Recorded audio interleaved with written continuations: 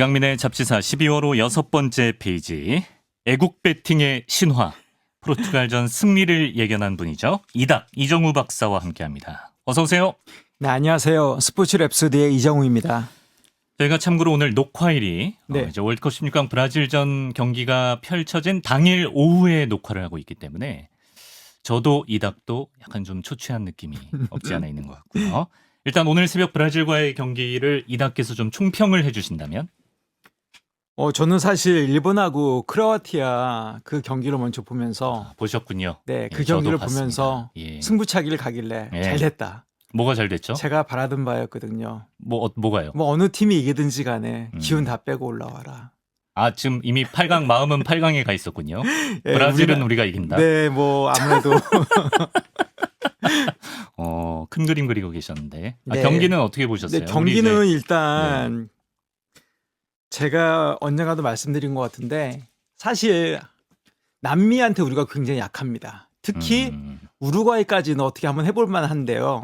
브라질하고 아르헨티나는 정말 힘듭니다. 그래서 차라리 유럽의 최강팀을 만나는 게 낫지. 이 상성이 이게 안 맞아요. 남미 축구하고요. 상성이 안 맞죠. 예. 네. 아니 지금 멕시코한테도 굉장히 고전하거든요. 우리나라 그렇죠. 축구가요. 예, 멕시코는 약간 브라질이나 아르헨티나의 하위 버전인데 멕시코한테도 고전한 한국 축구인데 그러니까 브라질하고 아르헨티나는 정말 꼭 피해야 되는 상대였는데 전 둘 중에서도 특히 브라질이 맞아요. 막 리듬 타면서 개인기 치고 네, 약간 이런 맞아요. 스타일이 네. 우리가 감당하기가 쉽지 않아요. 예. 근데 아르헨티나도 굉장히 강하고요. 네. 참 피해야 될 상대가 좀 운이 많이 없었던 것 같은 처음부터 그런 예감은 많이 불리하긴 했었죠. 네. 네. 또 여러 가지 운이 안 따랐다는 얘기는 운이 안 따랐다. 네, 사실 운이 되게 중요하거든요. 이런 토너먼트 대회라든지 큰 대회라든지 실력만으로 되는 게 아니기 때문에 그렇죠. 우리가 컨트롤할 수 없는 부분이 많이 있거든요. 네. 뭐 운칠 기삼이란 말도 있듯이 운이 사실 상당히 되게 중요하기도 한데 예.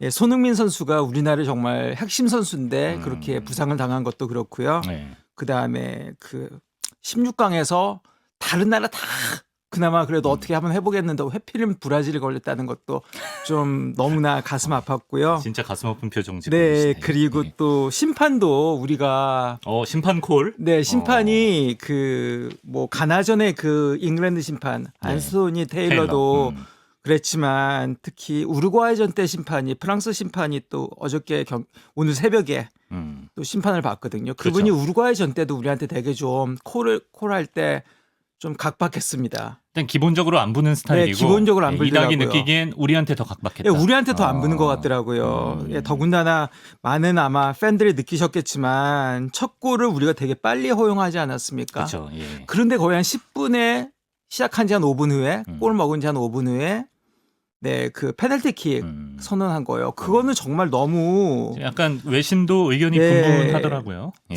VAR이라는 게 있으면 거기서 제대로 좀 체크를 해가지고 거기서 아니다고 생각하면 주심한테 얘기를 해줘야 될 것 같은데 그런 것도 없고 맞다고 생각한 거 아닐까? 네, 뭐 맞다고 생각했으니까 그럴 수도 있겠죠. 예, 예. 근데 또 이제 그 심판의 콜이라든지 네네. VAR도 은연중에 좀 축구 강국한테 좀 유리하게 작용하는 케이스가 왕왕 있습니다. 그래서 저는 그 심판의 여러 콜이 정말 좀 그랬었는데 일단 PK가 그랬고요. 네. 혹시 기억나시나요? 황희찬 선수가 전반전에 뚫고 들어가다가 이렇게 넘어지는 장면 페널티 예. 라인 따라서 들어갔을 때 들어가다가 넘어지는 장면은 그 장면 한 번이니까 다시 볼만한데도 그냥 심판이 너무 단호하게 아니다고 그냥 이러더라고요. 그거 깜짝 놀랐어요. 아니 우리한테는 그렇게 페널티를 그렇게 무지막지하게 팍 주면서 황희찬 선수가 넘어진 거는 저도 리플레이를 봤거든요. 리플레이를 저도 봤는데 그래도 어느 정도 그거는 좀 단언적이 그래요? 있더라고요. 예. 근데 그거 너무나 단호하게 아니다 그러고 VAR도 아무 말도 없다 그러고 또 아마 기억나실 거예요. 이강인 선수가 후반 한 38분인가 오른쪽으로 막 돌파스 들어갈 때 그거 완전히 파울이었거든요. 굉장히 여러 가지를 안 부르주더라고요. 그런 걸 꽤 많이 느꼈어요. 예. 프랑스 심판한테요. 그래서 심판운도 많이 없었고 예. 또 한 가지 제가 그런 걸 보면서 느낀 게 뭐냐 하면 예. 우리나라 축구 외교력이나 행정력에도 문제가 있는 것 같습니다. 예. 왜냐하면 지금 우리나라 그 AFC 아시아 축구 연맹이나 피파 세계 축구 연맹에 우리나라 사람으로 지금 고위직에 들어가 있는 분이 없지 않습니까? 네. 예. 그리고 또 얼마 전에 아시안컵도 또 카타르한테 유출을 뺏기지 않았습니까? 그렇죠. 예. 그리고 지금 AFC에서도 한국의 힘이 별로 없다 그러더라고요. 뭐 축구는 잘할지 모르지만 네. AFC에서 한국이 거의 미치는 힘도 없다 그러고 음. 또 제가 기억하기로는 얼마 전에 있었던 선거에서도 우리 축구 회장님이 나갔다가 AFC 뭐 떨어진 것도 기억이 남고 네. 그다음에 피파도 지금 고위직에 나가 있는 분들이 없는 것 같고요. 네. 그런 것들이 분명히 외교력이나 행정력에서도 문제가 얼마든지 이런 데서도 발휘가 될 수 있다는 생각도 들고요.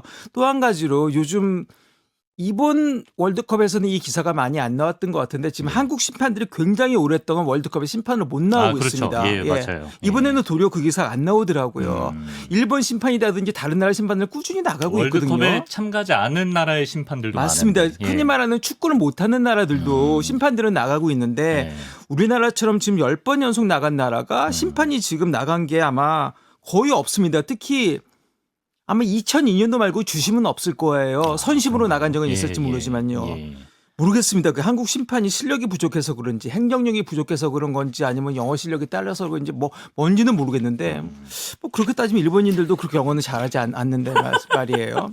근데 요즘 심판은 옛날에 비해서는 분명히 네. 커뮤니케이션 능력이 더 필요로 하는 것 같긴 합니다. 그렇죠. 예. 요즘 막 VAR도 하고 네, 서로 주고받는 게 많기 이어폰으로 계속 때문에 얘기해야 되니까. 요즘은 좀 더 그런 게 많이 필요로 하는 것 같긴 하지만서도 네. 그래서 한국인 심판이 계속 월드컵에 지금 못 나가고 있다는 것도 사실 되게 안타깝거든요. 그렇습니다. 네. 다 쏟아내셨나요? 아니요, 뭐. 일단 저 외교력이나 행정력 이 부분에 저는 네. 가장 좀 동조를 해드리고 싶고 많이 좀 섭섭하고 안타까우신 건 알겠는데 얼굴 좀 펴주시고요. 방송이니까. 네.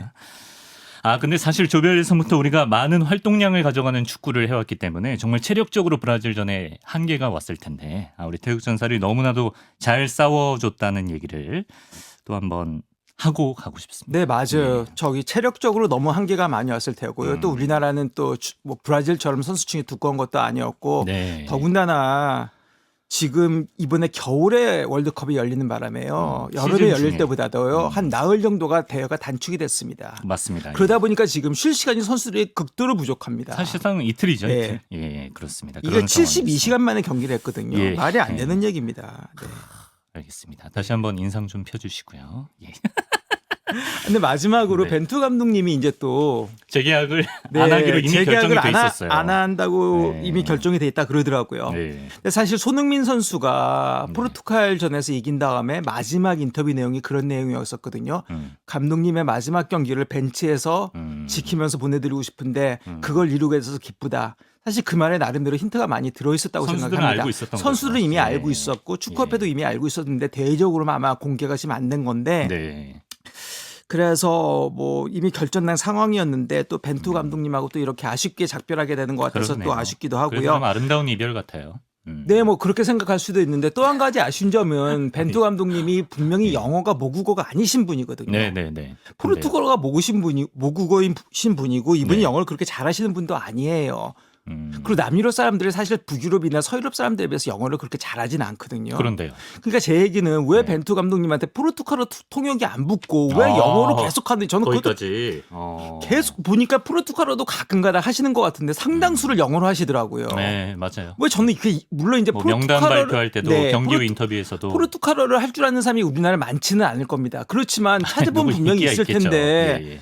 왜 포르투갈어 통역을 안 붙이고 영어 통역을 붙여가지고 한국 기자들도 영어 못하고 어허. 벤투 감독님도 영어 못하고 서로 예. 커뮤니케이션 안 되고 있고 왜 이런 식으로 하는지 난 그것도 도저히 이해가 안 갔습니다. 왜 포르투갈 통역 하나 붙여준 게 그렇게 어려운지. 그게 좀 속상하셨다. 아, 네, 예. 저는 정말 이해가 많이 안 갔어요. 예. 뭐 대자보라도 하나 붙이셔야 될 것 같은데 네. 표정 좀 펴주시고요. 자, 어쨌든 이닥은 뭐 그 이상 8강 그 이상을 봐서 한일전도 좀 기대하시고 하셨던 것 같은데 결과는 우리도 탈락, 일본도 탈락. 네, 그래서 그렇게 우리는 이제 됐습니다. 관전자 모드로 사실 네. 편하게 8강부터 보면 되거든요. 네. 그래서 오늘도 이닥이 편하게 좀 들을 수 있는 얘기를 준비하셨다고. 네, 맞습니다. 네. 어떤 얘기인가요? 예, 금광산도 식후경이라는 말이 있습니다. 그 아무리 재미있는 일이라도 배가 불러야지 신이 난다. 그런 은유적인 표현인데요. 그래서 이번 월드컵에서 대표팀의 선정과 함께 국민 간식인 국민 야식이기도 하죠. 치킨이 엄청나게 많이 팔렸다고 하는데요. 그럼요. 예. 네, 이로써 치킨과 우리 축구 팬의 뗄래야 뗄 수 없는 관계가 다시 한번 이번에 증명이 됐습니다. 예. 따라서 오늘은 세계 축구의 중심이라고 할 수 있는 유럽에서 열정적인 팬들이 축구 관람 시 무슨 간식을 즐겨 먹는가에 대해서 제가 알아보고자 합니다. 유럽에서 축구 볼 때 먹는 간식. 네, 맞습니다. 와. 편집장님도 혹시 축구 경기 보실 때 치킨 즐겨 드시나요? 저는 오히려 경기 직전에는 뭐 치킨이건 피자건 족발이건 좀 우걱우걱 먹는 편이고 경기가 시작되면 사실 좀 감동 모드로. 근데 그게 우리나라 경기일 때 그런 거 아니면 다른 나라? 우리나라 국대 경기일 때. 저하고 비슷하네. 저도요. 그렇죠. 네. 경기 전에는 뭘 좀 먹더라도 네. 우리나라 경기 특히 월드컵 경기 들어가면요. 한 프레임도 놓칠 수 없다. 이런 마음으로. 일단 긴장이 네. 되는 데다 맞습니다. 뭐 한 프레임도 놓칠 수 없다 그런 마음도 있고 긴장되기도 하고 우리나라 경기할 땐 도리어 뭐 안 맞아요. 들어가더라고요. 길을 우리가 모아줘야 되거든요. 약간 그런 느낌이 있어서. 네, 맞습니다. 네. 이닭은 뭐 그러면 이닭도 뭐 경기 전이나 경기 중에는 잘 안 드시는 편인가요? 그러니까 1인 우리나라 이닭 할 것 같은데. 아닙니다. 저 그렇게 치킨 많이 못 먹고요. 예, 예. 뭐 치킨도 맛있고 피자도 맛있고 맛있는 음식들 많이 있으니까 뭐 전에 먹거나 아니면 다른 팀 경기할 때는 부담 없이 먹거나 또 우리나라 경기라도 좀 부담 없는 경기는 뭐 친선전이라든지 그런 경기는 간단하게. 좀 간단하게 먹을 수 있겠지만 월드컵 경기 같은 경우는 정말 긴장해가지고 집중해야 돼요. 예. 긴장해가지고 도리어 뭐 이렇게 들어갈 엄두가 안 나더라고요. 네, 저하고 비슷하시네요. 네. 근데 유럽인들이 축구 보면서 뭘 먹는지 뭐 집계한 통계 같은 게 있나 봐요. 네, 그 유럽 축구 연맹이 UEFA가요. 2015년도에 그 하프타임 휴식 시간에 가장 즐기는 간식을 유럽 축구 팬들이요. 네. 조사해서 발표한 게 있거든요. 그래서 그 자료를 저희가 유튜브 상에 띄워드렸습니다. 제가 좀 설명을 해드리면 이제 그 즐겨 먹는 간식별로 국가의 색칠이 돼 있는데 대부분의 나라는 초록색 아니면 빨강색이에요. 그래서 이제 초록색에 의미하는 간식은 씨즈, 그러니까 뭐 씨앗류 간식인 것 같고 빨강색은 샌드위치를 주로 먹는 나라 이렇게 되어 있습니다. 근데 영국이랑 아일랜드가 갈색으로 표시가 되어 있거든요. 근데 갈색을 의미하는 간식은 그러니까 파이라고 되어 있네요. 네, 맞습니다. 영국하고 아일랜드는 섬 나라여서 그런지는 몰라도 유럽 대륙 나라들하고는요. 좀 선호하는 간식이 다르긴 합니다. 네. 일단 영국, 여기서 말하는 영국은 UK를 의미하는 건데요. 잉글랜드, 스코틀랜드, 웨일즈, 북아일랜드를 의미하고요. 네. 영국과 아일랜드 공화국이요. 선호하는 간식인 파이에 대해서 먼저 알아보겠습니다. 파이. 예, 국내는 주로 뭐 사과나 뭐 체리나 레몬 등이 들어간 과일 파이, 혹은 뭐 초콜릿이나 크림 등이 들어간 디저트용 파이가 많이 알려져 있거든요. 근데 사실 파이는 종류에 따라서 에피타이저용으로도 쓸 수가 있고요. 주 요리 혹은 디저트용으로 다양하게 서빙이 가능하다고 합니다. 네.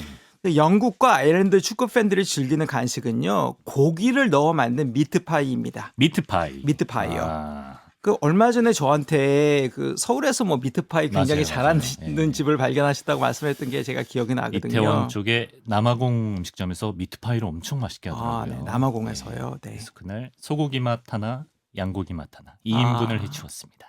네. 그랬고요. 그래서 어쨌든 좀 생소해하실 분이 계신 것 같아서 제가 유튜브에 미트파이 사진을 준비했어요. 미트파이. 말 그대로 파이 속에 고기가 한가득이고 사이에는 달걀도 좀 삶은 달걀이 저 들어가 파이가 돼지고기 사이에 삶은 계란이 들어간 미트파이거든요. 그러니까 유럽인들은 다양한 고기 종류와 어패류 그리고 야채, 과일 등이 들어간 파이를 즐겨 먹습니다. 파이 역시 영국인들이 즐겨 먹는 요리 중에 하나인데요. 네. 그들은 디저트용 파이 외에도 닭고기, 소고기 혹은 소세지, 버섯, 감자, 양파 등의 야채를 첨부한 다양한 미트파이를 먹는 전통이 있고요. 네. 특히 스코틀랜드에서는 새해 첫날 저녁을 스테이크 파이로 먹는 또 그러한 네. 전통이 있다고 합니다. 친형 파인 이닭도 많이 드셔보셨겠네요. 뭐 저도 네. 친형파요. 예, 저도 연구했을 때 미트파이 정말 많이 먹어봤는데요. 네. 사실 배고플 때 먹으면 되게 맛있습니다. 되게 맛있고요. 근데 사실 마트에 가면요. 인스턴트용으로 나온 미트파이가 굉장히 많이 팔고 있습니다. 그래요? 가격도 굉장히 저렴합니다. 네. 그래서 뭐 맛있어서도 먹었지만 네. 가격이 저렴해서도 먹었고 특히 주머니가 가벼운 학생들 같은 경우는요. 주식으로 먹기로 약간 하기도 삼각김밥 하고. 느낌? 네, 맞습니다. 간식으로 먹기도 합니다. 네. 마트에서 보통 파는 미트파이는 냉장 보관에 돼 있거든요. 그래서 네. 이게 꺼내면 차가운데 네. 차가운 걸 그대로 먹어도 상관이 없고요. 아, 그래요? 근데 보통 많은 사람들이 전자레인지에다 데워서 먹는 경향이 있긴 합니다. 네. 네, 청취자 여러분들도 영국에 가시게 되면 네. 피쉬앤칩스만 찾지 마시고요. 네. 미트파이도 굉장히 유명한 영국의 음식 중에 하나니까 네. 예, 저기 펍에서도 맛볼 수가 있고 마트에서도 맛볼 수가 있고 식당에서도 맛볼 수가 있으니까 미트파이도 한번 맛보시는 것도 좋을 것 같습니다. 저도 먹어보기 전에는 파이와 고기의 조합 그러니까요. 별로일 것 같은데 했는데 맛있죠. 엄청 맛있어요. 네, 배부르고요. 미트파이. 그럼 이제 영국과 아일랜드 팬들은 마시는 건 뭘 마십니까? 역시 뭐 맥주를 마실까요? 네, 역시 근데 영국 축구장에서 맥주는 팔거든요. 네. 맥주는 파는데 좌석에서는 못 마십니다. 아. 네. 그게 왜 그러냐면요. 네. 훌리건들의 난동들로 인해서 1985년부터 영국 축구장에서 1부 리그서부터 5부 리그까지 좌석에서 맥주를 못 마십니다. 그래서 영국의 축구 팬들은요. 맥주를 미리 마시고 경기장에 갑니다. 아니면 하프타임 때 축구장 내 바에서 짧은 시간 내에 그냥 급하게 마십니다. 네, 벌컥벌컥. 왜냐하면 들고 좌석에 갈 수가 없기 때문에요. 예. 근데 다른 스포츠 팬들은요 좌석에서 마실 수 있거든요. 예를 들어서 크리켓이라든지 다른 스포츠는 가능한데 왜 축구만 안 되냐. 그래서 이게 모순이다. 시대에 안 맞는 제도다. 이런 지적도 많이 있었습니다. 네네. 특히 짧은 시간에 축구 팬들이 맥주를 벌컥벌컥 마시면 그분들 건강에도 안 좋고 또 축구 클럽들도요 수입에도 또 도움이 안 됩니다. 아, 그렇죠. 네, 그래서 최근에 이를 개선하자는 움직임이 여러 번 있었거든요. 그래서 2022년 올해 여름에 하부 리그부터 한번 시험적으로 시험해 보자. 아, 네, 그런 얘기가 나왔었는데 좌석에서 마실 수 있게. 네, 좌석에서 마실 수 있게요. 그런데 그 얘기가 나오자마자 영국 경찰에서 당장 뭐 미친 짓이다. 아, 그래요. 당장 반발했다고 합니다. 너무 위험해서 안 된다. 훌리건 전례가 있으니까 네, 걱정이 맞습니다. 되나 봐요. 네. 예. 그래서 아직까지는 시행이 안 되고 있습니다. 좌석에서 네. 마시는 건요. 그럼 축구장에서 맥주 말고 뭐 마시나요? 네, 그래서 전통적으로 축구장에서 영국인들이 마시는 음료수는요. 네. 보브릴이라는 게 있는데요. 보브릴. 예, 보브릴이요. 어. 라틴어에서 유래된 보브릴이라는 단어는 네. 그 황소로부터 얻는 거대한 힘을 의미하는데요. 어. 그 기원을 살펴보면요. 네, 네. 1870년하고 71년 사이에 네. 프랑스하고요. 네. 프로세인이 전쟁이 벌어졌는데요. 네. 독일을 통일하려는 비스마르크와 이를 저지하려는 프랑스가 충돌한 전쟁이었습니다. 당시 나폴레옹 3세가요. 나폴레옹 3세는 우리가 알고 있는 나폴레옹의 조카입니다. 나폴레옹 3세가 프랑스 군대 보급하기 위해서 100만 캔의 소고기 캔을요. 네. 스코틀랜드 사업가한테 주문했다고 합니다. 아, 예, 예. 네, 후에 이 음식이 보브릴이라는 이름으로 네. 영국 전역에서 사랑받게 됐고요. 아, 소고기 캔 그게 네네, 보브릴이에요? 네. 마시는 게 아니라. 제가 조금 네. 이따 설명을 드리겠습니다. 예, 죄송해요. 1차 예. 아닙니다. 1차 세계 대전에서는 좀 이 보브릴이 또 전투 음식으로 또 이용이 많이 됐다고 네, 합니다. 네, 네. 그러니까 아무래도 이게 원래 전투 음식이에요. 전투 음식이었는데 네. 이 보브릴이 후에 영국 축구 문화의 아이콘으로 자리 잡게 되는데요. 네. 사실 영국을 아마 가보신 분들은 많은 그런 경험을 해보셨을 텐데 사실 영국은 여름에도 초겨울 날씨를 경험할 수 있을 정도로 정말 변화무쌍한 날씨로 악명이 좀 높은 나라이기도 합니다. 그래서 추위를 피하기 위해서 축구장에서 팬들은 네. 보블릴에다가 뜨거운 물을 부어가지고요 네. 소고기 차를 만들어 마셨습니다. 그러니까 비프티입니다. 아, 비프티? 네. 소고기 국 아닌가요? 그렇죠. 그 정도? 소고기 차나 뭐 소고기국, 소고기국이라고 해도 아, 고기 뭐, 네. 그게 우러나오는 맛으로. 네, 그러니까 보블릴에다가 뜨거운 물을 부어서 따뜻하게 어. 소고기 차로 만들어 마셨다고 합니다. 그래요. 그래서 영국 축구 팬들이 전통적으로 축구장에서 먹는 그 간식은요. 네. 미트파이하고 보블릴이 되겠는데요. 하지만 뭐 펍에서 TV로 축구 관람 시에는 아무래도 보블릴보다는 맥주를 맥주죠, 많이 맥주. 마시고요. 네. 또 간단한 안주로 감잡칩을 많이 먹는데요. 네. 영국 영어로 크립스라고 그럽니다. 크립스라고 크립스. 하는데 미국식 영어로 하면 포테이토 칩스나 그냥 칩스예요. 근데 영국 영어로 이제 크립스라고 하는 감자칩을 많이 가끔가다 먹는다, 먹습니다. 펍에서. 근데 예. 아무래도 영국 분들이 한국 사람들에 비해서 네. 술만 그렇게 마시지 안주는 거의 안 먹는 경향이 아, 있거든요. 그래요? 네. 아. 우리나라 같은 경우는 뭐 배보다 배꼽이 더 크다고 안주를 더 많이 드시는 그렇죠, 케이스도 그렇죠. 많이 예, 있는데 예. 영국 분들은 뭐 안주 먹어봤자 크립스 조금 아니면 뭐 땅콩 주류 조금 위주로. 예. 거의 뭐 술을 위주로 마시지 안주는 그렇게 많이 안 먹습니다. 그렇군요. 네. 아, 역시 축구 종갓집 출신이기 때문에 아주 상세히 설명해 주셨고요. 다시 아까 그 지도로 돌아가겠습니다. 지도를 보시면 초록색으로 표시된 지역이 있어요. 이 지역의 축구 팬들이 즐기는 간식이 씨앗이라고 돼 있어요. 네, 그 씨앗이 표시된 지역이 지도를 보시면 알겠지만 그 동유럽 국가하고 그 스페인만 저렇게 초록색으로 표시가 돼 있는데요. 네. 특히 씨앗 중에서 특히 해바라기 씨앗이 가장 인기가 많다고 합니다. 네네. 또 해바라기 씨앗 외에도 뭐 피스타치오나 땅콩 같은 견과류들도 이들 지역 팬들이 즐기는 간식이라고 하는데요. 네. 그리고 빨간색으로 표시된 지역을 보면 서유럽이나 북유럽이거든요. 네. 그쪽에 축구 팬들한테 인기 있는 간식은요, 핫도그나 소시지 등이 들어간 뭐 샌드위치나 햄버거 종류가 되겠습니다. 제 스타일이네요. 독일을 제가 네. 예를 들어서 말씀드리면요, 네. 브라트 브루스트라고 하는 또 독일 특유의 소시지가 있습니다. 브루스트 맛있죠. 네네, 네. 그 소시지를 많이 먹는다고 하더라고요. 네. 맛있습니다, 정말. 유럽 대륙에 있는 축구 팬들이 즐기는 음료는 역시 또 맥주를 주로 먹겠죠?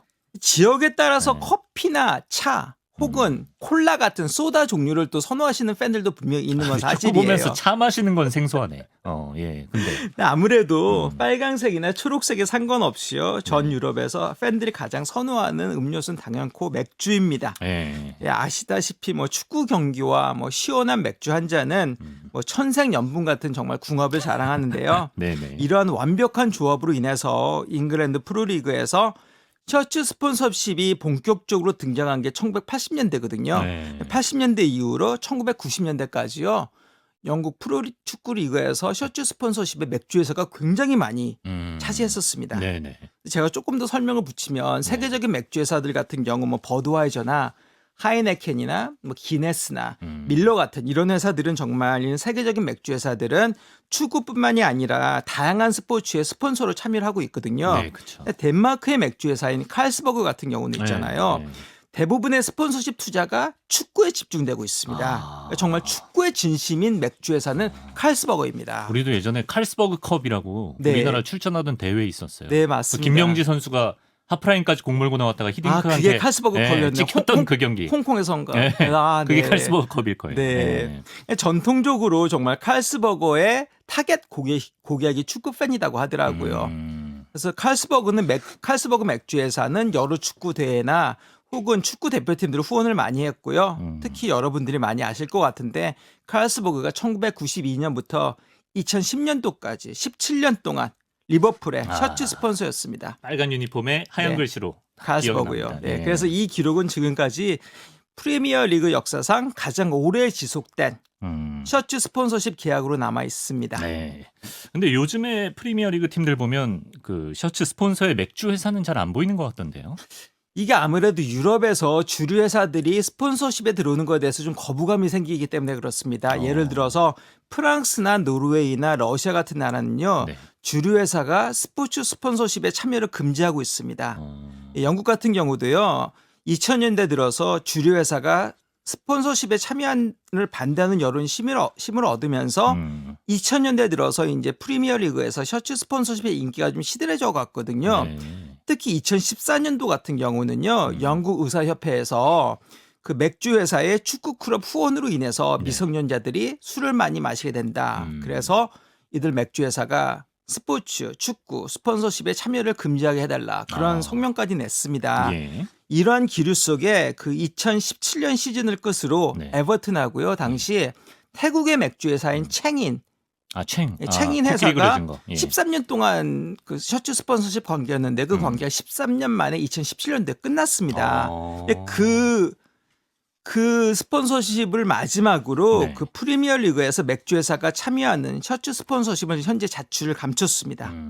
그래서 뭐 하늘에서 만들어진 짝이라고도 말하기도 하는 축구와 맥주의 만남도 예. 최소한 셔츠 스폰서십 분야에서는요. 영국에서는 잉글랜드에서는 지금 자출을 감춘 상태입니다. 영국에서 하늘에서 맺어진 짝이라는 표현을 쓰는군요. 축구와 맥주 지어내신 건가요? 이게 이게 그 매치 메이드 인 헤븐이라고 해서 수거가 이런 있죠. 네, 그런 네. 말이 있는데 네, 이런 표현을 아마 쓰는 걸로 제가 알고 너무 있습니다. 잘 어울리니까 네네. 저도 인정합니다. 네.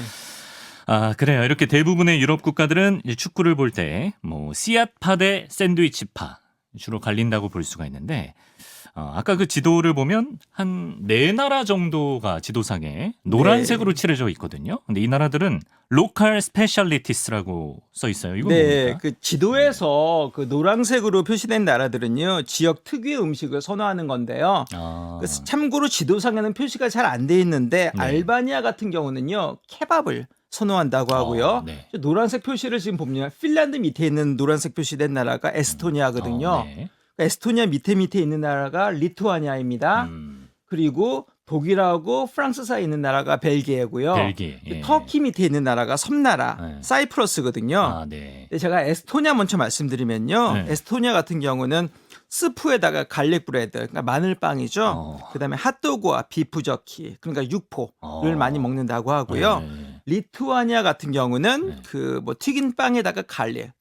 이쪽이 아무래도 동유럽 쪽이 아마 좀 마늘을 좋아하시는 것 같아요. 네네. 맥주를 주로 마신다고 하고요. 네. 사이프러스 같은 경우는 사실 그리스계 주민들하고 터키계 주민이 이렇게 같이 살고 있는 섬인데요. 네. 사이프러스 아니면 키프로스라고 예전에 또 키프로스라고 키프로스 했었죠. 부르기도 예. 하죠. 네. 그 케프테라고 불리는 터키의 전통 요리하고 비슷한 미트볼 같은 음식이 있는데요. 그런 음식을 즐겨 이거 먹는다고 맛있겠다. 합니다. 예. 네. 그리고 벨기에가 궁금한데요. 네, 그 네. 프랑스와 독일 사이에 그 노란색으로 표시된 벨기에는 사실 식문화로 굉장히 유명한 나라입니다. 와플. 네, 와플의 원산지이기도 하고요. 네. 또 이 나라가 낙농업이 되게 발달한 나라예요. 그래서 아마 여러분들 많이 들어보셨을 거예요. 고디바 초콜릿도 사실 벨기에에서 왔죠. 네. 현재는 2008년도엔가 터키로 회사가 팔리긴 했어요. 그렇지만 이제 그거 원산지는 어떻게 하시는 거예요? 원산지는 예. 원산지는 벨기에다. 예. 그것도 그 벨기에가 해산물이 되게 풍부한 나라입니다. 그래요? 해산물이 되게 풍부한 나라에서요. 홍합을 이분들이요 되게 좋아하십니다. 홍합이요. 그래서 화이트 와인에다가 홍합을 넣고 끓여서 마시는 벨기에식 홍합탕이 벨기에 홍합탕. 네, 벨기에식 홍합탕인데 네. 이름이 마을이라고 하더라고. 마을이요. MOULES. 마을이. 예, 마을이 되게 또 유명하다고 합니다. 예. 이렇게 식문화가 발달된 벨기에고요. 또 식문화뿐만이 아니라 또 맥주 문화가 정말 유네스코로부터 무형문화유산으로 지정될 만큼 또 다양한 맥주로 또 유명한 나라이기도 합니다. 맥주가요? 벨기에 맥주요. 예를 들어서 스텔라 스텔라 아르토스 아마 여러분들 많이 드셔보셨을 거예요. 호가든도 있고요. 그러네. 예, 레페도 있고요. 예, 이런 식으로 벨기에도 이제 유명한 맥주 회사들이 꽤 있거든요. 네네. 벨기에 축구 팬들은 맥주를 역시 벗삼아서요. 이분들이 먹는 간식은요. 네. 프렌치 프라이입니다. 그러니까 감자튀김을 감튀. 먹습니다. 예. 네. 근데 이분들의 특징이 감자튀김을 케첩이 아니라 마요네즈에다가 찍어 드십니다. 마요네즈에다가요. 감튀에 마요네즈. 네.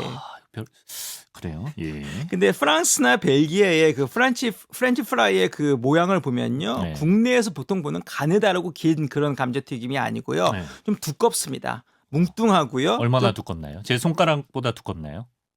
겉보다 더 두꺼울 수도 있습니다. 예. 네, 좀 두껍고요. 좀 푸석한 맛도 좀 있습니다. 그래서 적응하는데 좀 시간이 걸리기도 합니다. 한국 분들은요. 예. 처음에 먹어보면 좀 맛이 없다 이런 반응들이 많이 나오는데 또 이것도 계속 먹다 보면 또 그 맛이 있거든요.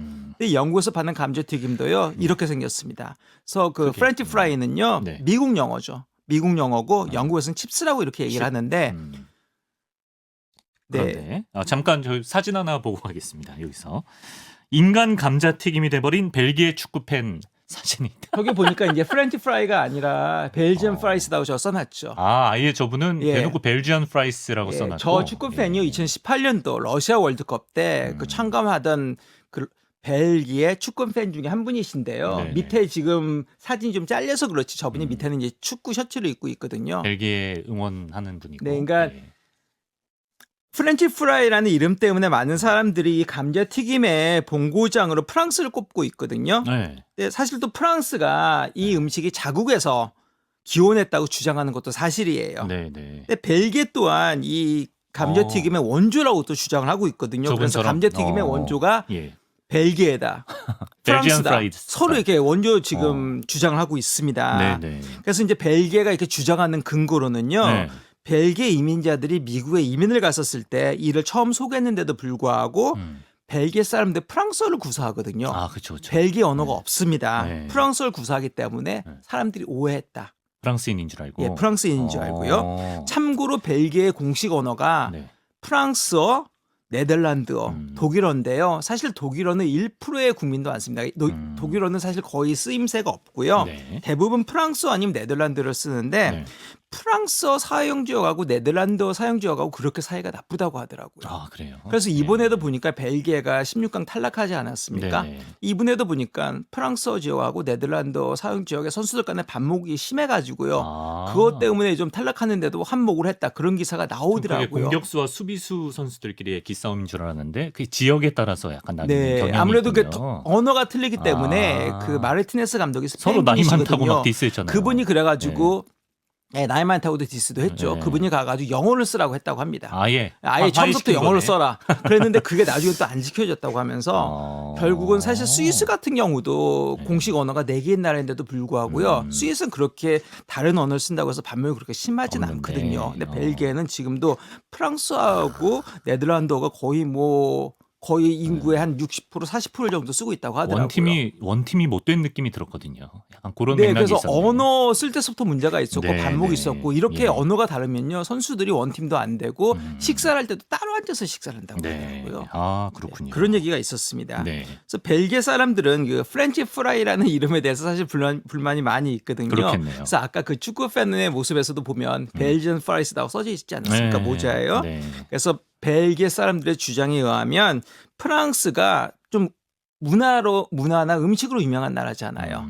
그래서 프랑스가 식문화에 뭐 패권을 주려고 한다. 그래서 프랑스의 미식, 패권주의로 정의하기도 하지만요. 이렇게 프랑스하고 벨기에는요. 감자튀김이 서로 원주다고 다투고 있기도 합니다. 예전에 저희 잡지사에서 김밥 대 막기 원조 논란 다뤘었는데 약간 네. 곧 생각이 나네요. 예. 예전에 그 2001년도에 9.11 테러가 있지 않았습니까? 미국에서 예. 있었죠. 그때 그에 대한 보복으로 미국 정부가 2003년도에 이라크를 상대로 전쟁을 선포하는데요. 네. 사실 프랑스가 그때 동조를 안 했어요. 이라크 전쟁에요. 네, 네. 그래서 미국에서 좀 이렇게 프랑스에 대한 좀 반목 감정, 네. 프랑스에 대한 반 프랑스 정서가 그때 좀 불었거든요. 그 당시에 프렌치 프라이라고 하지 말자. 아. 예, 프렌치가 들어가 기분 나쁘다. 네, 네. 그래서 그 당시에 자유라는 단어, 프리덤 프라이라는 단어가 한동안 잠깐 쓰이기도 진짜요? 했었습니다. 예. 미국에서요. 프리덤 프라이. 예, 프리덤 프라이스. 푸프. 네. 예, 그래요. 알겠습니다. 아, 이렇게 우리가 지도 하나 펼쳐놓고 유럽 팬들이 축구 볼 때 즐겨 먹는 간식에 대해서 오늘 알아봤는데 개인적으로는 아까 사이프러스 미트볼. 네, 미트볼이요. 좀 군침 돌고요. 그래서 아무리 그래도 우리의 치맥을 따라오긴 쉽지 않지 않나 생각하는데 어떻게 생각하시나요? 뭐 저는 다 장단점이 있는 것 같아요. 이쪽 음식도 다 맛있고 이쪽도 네. 맛있기 때문에 장단점은 다 있는 것 같습니다. 평화주의자. 네. 이닥과 함께 오늘 재밌는 이야기 잘 들어봤습니다. 고맙습니다. 감사합니다.